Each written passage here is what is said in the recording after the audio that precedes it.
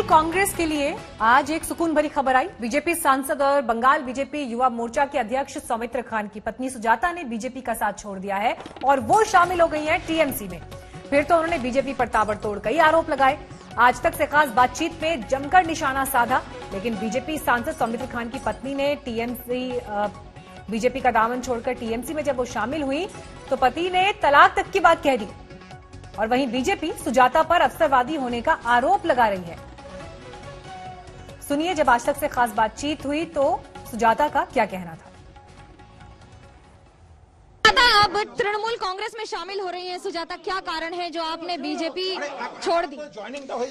Actually BJP छोड़ने का एक ही वजह है, बीजेपी पार्टी में जो असली कैपेबिलिटी जेंट्स नेता लोगों को होता है, मतलब जो लोग हम लोगों को जैसे खून पसीना सींच के आज 2 से 18 बनाया। बीजेपी का जब कुछ नहीं था, आज बीजेपी सोच रहा है कि सत्ता में आएगा पश्चिम बंगाल में। सत्ता में वो सपना ही रह जाएगा, क्योंकि जो पार्टी खून पसीना देने वालों को जगह नहीं देता है, दूसरा पार्टी से लोग ऐसे मतलब जो लोग ग्रीडी है उन लोगों को उन बुला के फुसला के ले आके जगह देता है। जो नेत्री मतलब जो लेडीज लोगों को कुछ है ही नहीं अंदर पॉलिटिक्स करने का, उन लोगों का जगह में ऊपर में देता है। उन पार्टी में हम खून पसीना देने वाला लोग कैसे रह सकते हैं? पति के खिलाफ कैंपेन करेंगी? मैं आज से पति के खिलाफ कैंपेन करेंगी, अपने सौमित्र खान के खिलाफ कैंपेन करेंगी?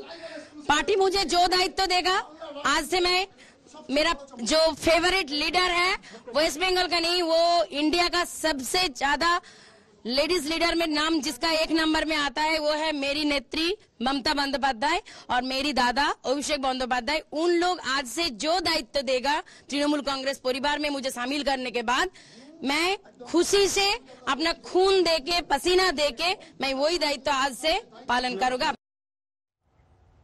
तो 8 से 9 विधायकों का शामिल होना बीजेपी में टीएमसी से निकलकर और यहां पर इस बार बीजेपी के खेमे में सेंध लगना, तो बंगाल की जो ये सियासी जंग है ये जबरदस्त तरीके से बढ़ रही है आगे। गृहमंत्री अमित शाह भी जब 2 दिन के दौरे पर वहां गए थे तो जैसे ही वो दौरा खत्म हुआ उस समय की सियासी हलचल में नया डेवलपमेंट ये है कि ममता बनर्जी के रणनीतिकार प्रशांत किशोर ने ये कहकर सियासत को नया हवा दे दी कि बंगाल में बीजेपी दहाई का आंकड़ा भी पार नहीं कर पाएगी। पीके के इस बयान को लेकर बीजेपी ने तंज किया है।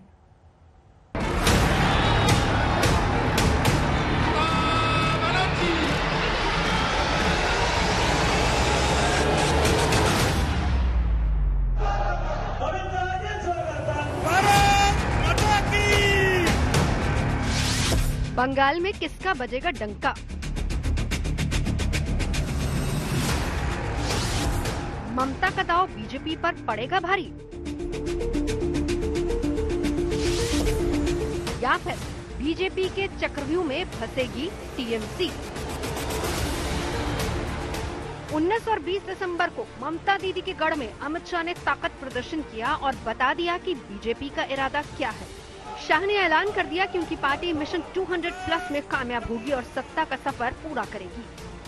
और दीदी कान खोल कर सुन लो, आज लाखों लोगों की हाजिरी में कहने आया हूं मैं, जब विधानसभा के चुनाव का परिणाम आए, परिणाम देख लेना, इस बार 200 सीटों से ज्यादा सीटों के साथ भारतीय जनता पार्टी की सरकार बनने जा रही है। लेकिन ममता की पार्टी का विश्वास कुछ और ही कहता है।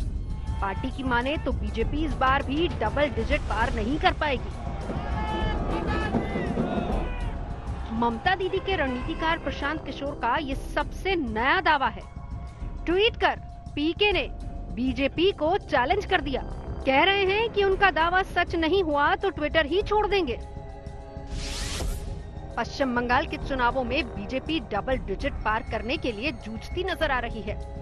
इसी ट्वीट में एक नोट भी है जिसमें लिखा है कि ये ट्वीट सुरक्षित रखें और अगर बीजेपी बेहतर करती है तो मुझे ये स्थान यानी कि ट्विटर छोड़ देना चाहिए। डबल डिजिट यानी प्रशांत किशोर के दावों के मुताबिक 294 विधानसभा सीटों में से बीजेपी 10 सीटें भी नहीं जीत पाएगी। 2016 के चुनावों में बीजेपी को महज 3 सीटें मिली थी, लेकिन 2019 के लोकसभा चुनाव में पार्टी ने 42 में से 18 सीटों पर जीत हासिल की थी। तभी से टीएमसी की बेचैनी बढ़ गई है। तृणमूल कांग्रेस को सलाहकार प्रशांत किशोर ने ट्वीट करके एक बार फिर चुनौती के मैदान में खुद को पेश कर दिया है, ये कहकर कि अगर बीजेपी की 3 डिजिट में आई सीटें तो वे इस रणनीति और राजनीति का मैदान छोड़ देंगे। पलटवार भी जारी है, लेकिन इन सब के बीच में इस ट्वीट से अब जिस तरह की हलचल है वो कई गुना ज्यादा हो चुकी है। भले ही ये लड़ाई 2 बड़े नेताओं की और 2 दलों की हो, लेकिन सलाहकारों की बात मानना और नहीं मानने पर ही ये सफलता निर्भर भी करती है। इस बार के चुनावों में पीके ने ही ममता की जीत के लिए रणनीति तैयार की है। टीएमसी के चुनावी कैंपेन द्वारे द्वारे सरकार भी पीके के दिमाग की ही उपज है। उन्हीं की तय की हुई रणनीति है और उसी के आधार पर ममता चुनावी शंखनाद शुरू कर चुकी है। গিয়ে বলবে হিন্দুদের এলাকায় খুব গালাগালি দাও হিন্দুদের, তাহলে কি হবে? হিন্দুরা রেগে যাবে, ভোটটা আমি পাবো। আর মুসলিম এলাকায় গিয়ে তুমি মুসলিমদের হয়ে এমন ভালো ভালো কথা বলো যাতে মুসলিমদের ভোটটাও আমি পাই। অর্থাৎ বিজেপি হিন্দুদের ভোটটা নেবে আর ও মুসলিমদের ভোটটা নেবে, আর আমি কি কাঁচা কলা খাবো? सवाल ये है कि पीके के इस ट्वीट के मायने क्या हैं? उनके दावों में कितना दम है? ममता दीदी की पार्टी इस वक्त सियासी थपेड़ों से जूझ रही है। अंदरूनी कलह के बाद पार्टी के कई दिग्गज साथ छोड़ चुके हैं। वही नेता बीजेपी से हाथ मिला चुके हैं। फिर प्रशांत किशोर के इस भरोसे, इतने विश्वास का आधार क्या है? ये आने वाला वक्त ही तय करेगा। लेकिन गृह मंत्री अमित शाह के दौरे के बाद ऊर्जा से भरी हुई बीजेपी ने पीके के ट्वीट पर तंज किया। उसी अंदाज में बंगाल बीजेपी प्रभारी कैलाश विजयवर्गीय ने पीके को जवाब दे दिया। ट्वीट करके लिखा, बीजेपी की बंगाल में जो सुनामी चल रही है, सरकार बनने के बाद इस देश को एक चुनाव रणनीतिकार खोना पड़ेगा। ये इस बात का संकेत है कि ममता जी जा रही है, भारतीय जनता पार्टी आ रही है।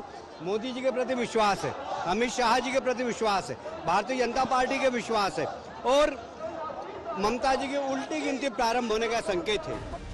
सियासत के जानकार मानते हैं कि ममता अपना तुरुप का पत्ता सही समय पर चल रही है, लेकिन बीजेपी ने जिस तरह से ताल ठोका है वो मुश्किलें बढ़ाने वाला है। बंगाल की लड़ाई में कौन बाजी मारता है, इसके लिए अभी इंतजार करना होगा। कोलकाता से मनोज्ञा लोईवाल के साथ आज तक ब्यूरो। मुख्यमंत्री ममता बनर्जी लगातार तीसरी बार सत्ता संभालने का सपना देख रही हैं, लेकिन क्या उनकी राह इतनी आसान है जितना वो सोच रही हैं? क्या वो 2016 का रिकॉर्ड दोहरा पाएंगी? सियासी बिसात पर बीजेपी जिस तरह संभल कर कदम आगे बढ़ा रही है, उसे देखते हुए ऐसा लगता है कि ममता बनर्जी की इस बार की राह आसान नहीं। भारत माता की जय श्री राम, जय श्री राम।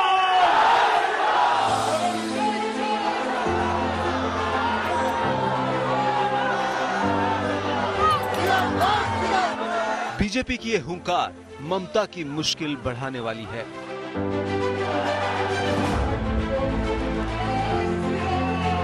ममता तीसरी बार बंगाल की सत्ता संभालना चाहती है। बीजेपी उसे कोरी कल्पना बना देना चाहती है। ममता चाहती है बंगाल में टीएमसी की जीत की हैट्रिक लगे। बीजेपी चाहती है इस बार सत्ता की कुंजी उसके हाथ में हो।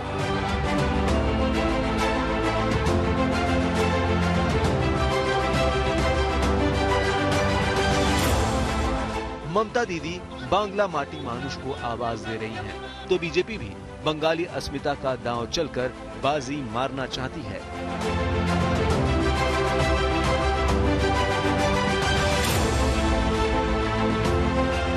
इस बार काफी पहले ही बंगाल की लड़ाई तेज हो चुकी है। विजयी होने के दावे भी किए जाने लगे हैं, लेकिन क्या टीएमसी की राह इतनी आसान है जितना पार्टी नेता सोच रहे हैं? যত ছোট ছোট হোটেল আছে তারা খোঁজ রাখুন, সব উঠেছে এবং তারা কারা কেউ বাংলার লোক নয়। বাংলার ইলেকশন হিম্মত থেকে বাংলা দিয়ে করুন। বাংলার ইলেকশনের বাইরের গুন্ডা কেন আসবে? বহিরাগত গুন্ডাদের আটকান, বাংলাকে বাঁচান, এটা আপনাদের কাছে আমার আবেদন। दक्षिण और उत्तर बंगाल की चुनावी रैलियों में ममता ने धुर विरोधियों को चेताया कि लड़ाई इतनी आसान नहीं। बीजेपी ममता की तमाम खूबियों और खामियों का आकलन कर चुकी है।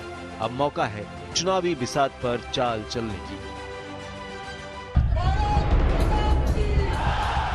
गृह मंत्री अमित शाह का 2 दिनों का बंगाल दौरा उसी का पहला पड़ाव माना जा सकता है। इस दौर के जरिए बीजेपी ने अपने आक्रामक चुनावी अभियान का बिगुल बजा दिया है।